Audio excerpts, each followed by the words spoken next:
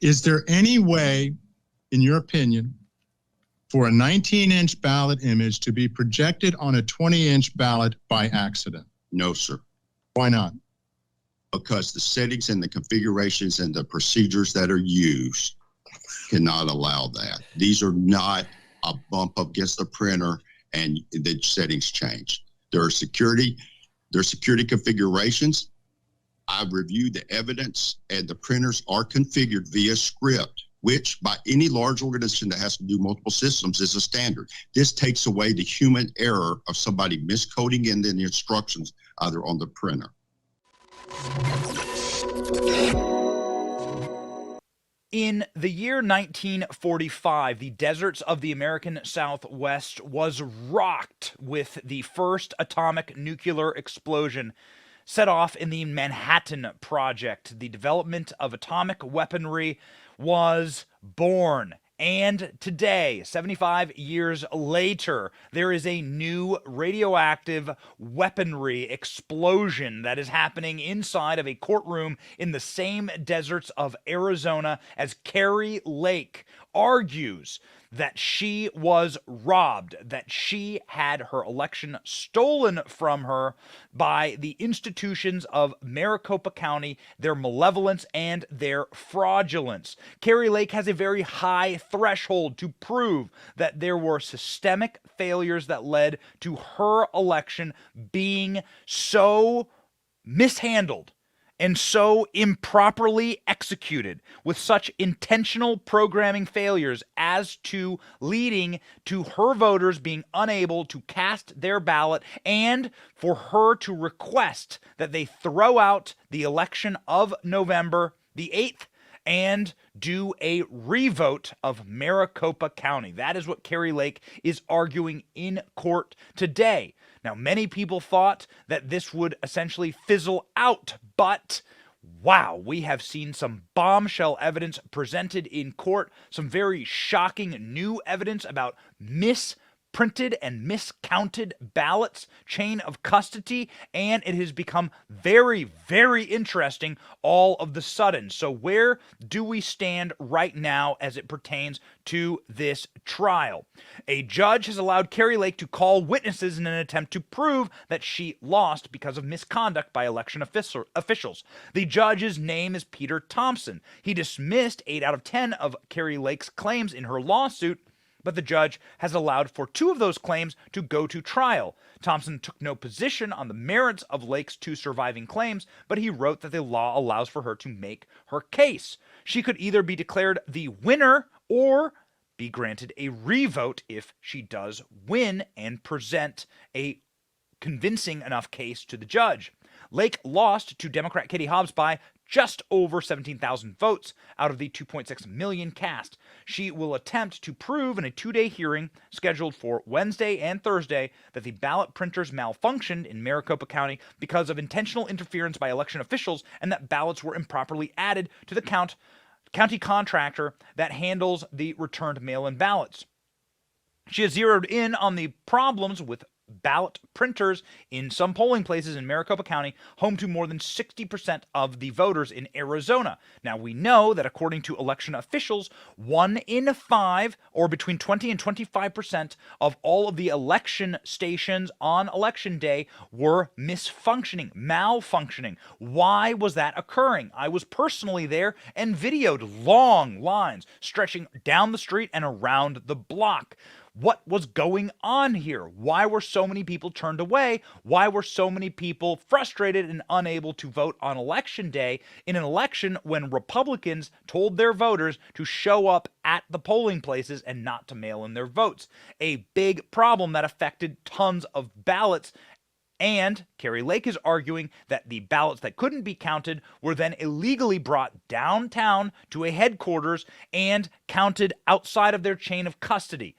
So what have we learned today from the Kari Lake trial? Ladies and gentlemen, it is heating up. And just so we can remind you, it is not on trial. The facts that the ballot counters and the election centers malfunctioned. Corporate media, NPR, essentially admitting that there were massive problems with the ballot counters, and close to a quarter of all of the machines that were in operation that day did not work. This is a huge problem for the voting and election infrastructure in Maricopa County. Let's begin, ladies and gentlemen. First bombshell of the trial is that the ballots were misprinted, and that is why they were rejected. That 20-inch ballots, the sheet of paper that is 20 inches big in order to print the ballot on, the printer printed 19-inch ballots on that 20-inch piece of paper, therefore causing the ballots to be utterly rejected and misread.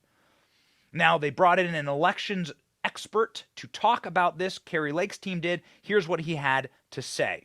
You've heard previous testimony. Were you here for Mr. Jarrett's testimony? Yes, sir, I was.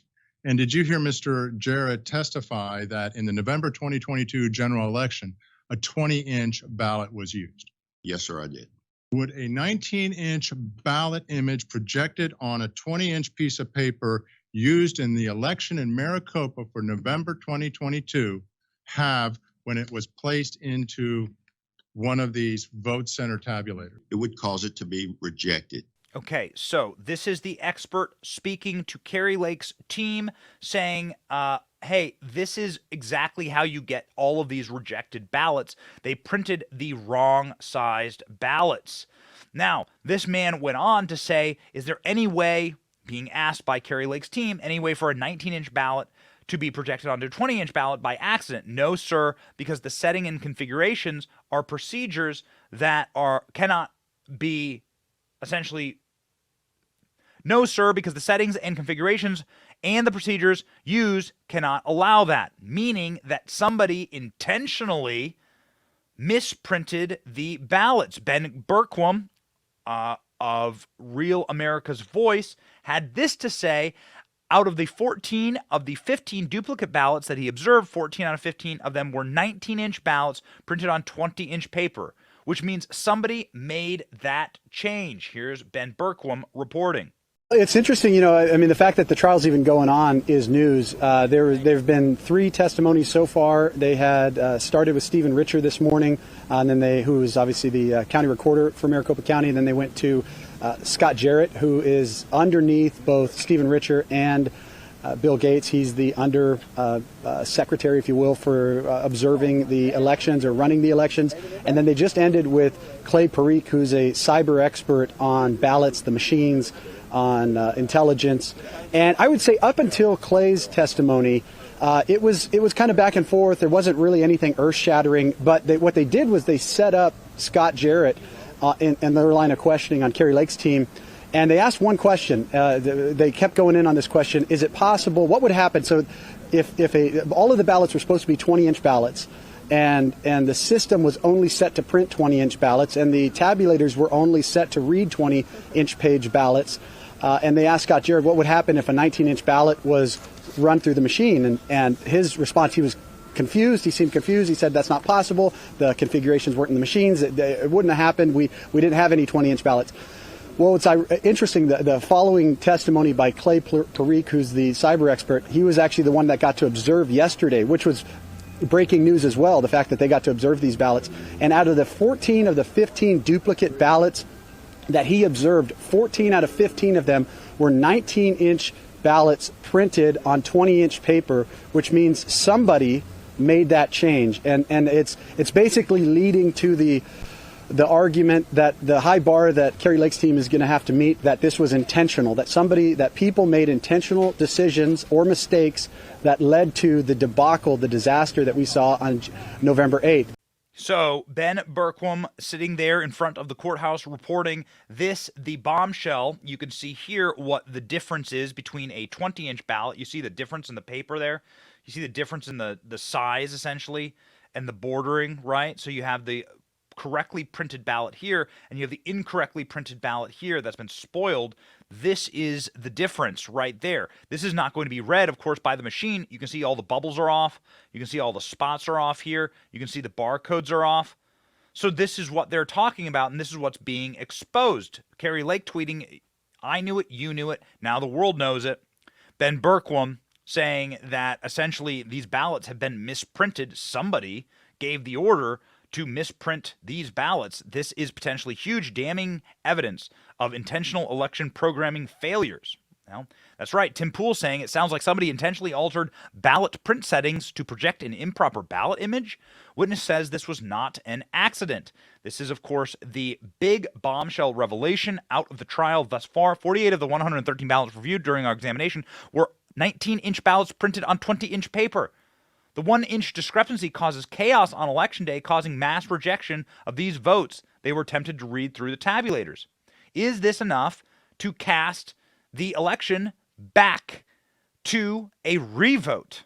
Wow, what a historic moment that would be. The people who were in charge, the smug jackasses who were in charge of this disgrace of an election, again, the state of Florida, where I live, counts 11 million votes by 9 p.m. You knew exactly the results from every county, in every precinct, in every district by 9 p.m. How is that possible?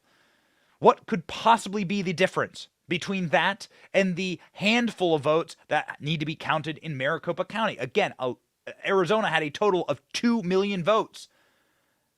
Florida had 11 million votes cast. Yet we can count our ballots on election night by 9 p.m. Eastern Standard Time.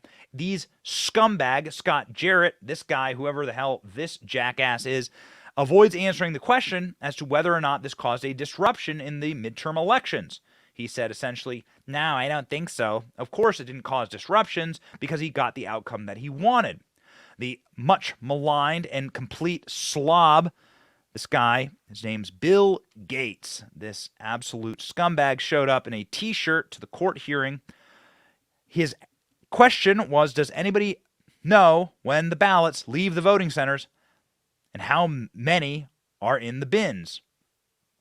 When the early ballots leave the voting centers, no. The chain of custody is meaningless in Maricopa County. This is another line of attack because this is against state law. Maricopa County admits that they do not count ballots at vote centers, which is required by state law. This from Kari Lake War Room and from the Arizona Republican Party. Maricopa County Recorder Stephen Richer confirms the chain of custody was broken. All ballots that are delegated to a third party or location are in defiance of Arizona election law. So there are multiple lines of attack here in the first day of trial that we are seeing in this trial with Kari Lake versus Maricopa County and the way that they conducted their elections. Anybody who watched this election occur knew that something was horribly wrong, knew that this is not the way that people are supposed to vote or the way that votes are supposed to be counted. The people were panicking, and now they are sweating in the desert. Not because it's hot, because I was just in Arizona yesterday.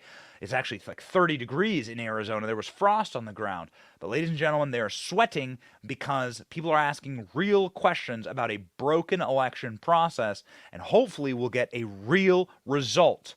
Kari Lake, Godspeed, keep fighting, and we just have to mention in conclusion here that we are currently and actively in communication with Kari Lake and her team, and they are saying that this printing error forced the tabulator machines to malfunction, and this caused the huge lines and the ballots to be tossed. This is where they are going to head with their line of attack. This ballot misprint. Somebody gave the order. Somebody gave the directive to misprint these ballots.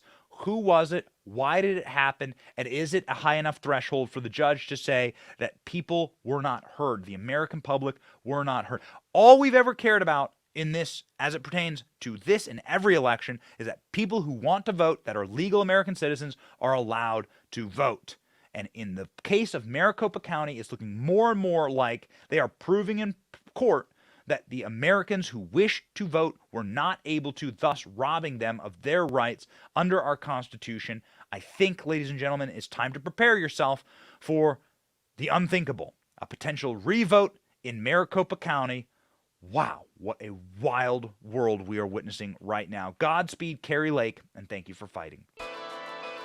Thank you for watching. Our channel is here to meme the libs until they cry and then to meme them crying. Their tears taste like ice cream. We ridicule the establishment, and we do so because of you. Your support keeps us going. So if you liked what you saw, please click the thumbs up. Please punch, subscribe, and ring the bell to let you know when we have a new video. Don't you want us to let you know when we're live? Please check out more of our videos here and sign up for our mailing list in case something happens and the plug gets pulled. We want to be able to keep in touch with you. My name is Benny Johnson, and thank you for watching. Based Patriots, stay free.